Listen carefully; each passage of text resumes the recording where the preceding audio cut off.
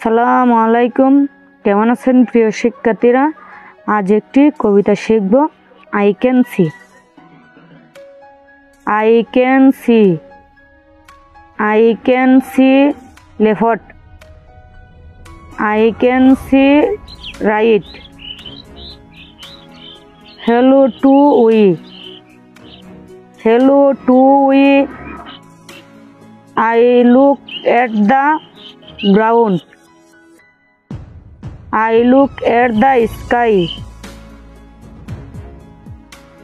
Fly off little birds. Goodbye, goodbye.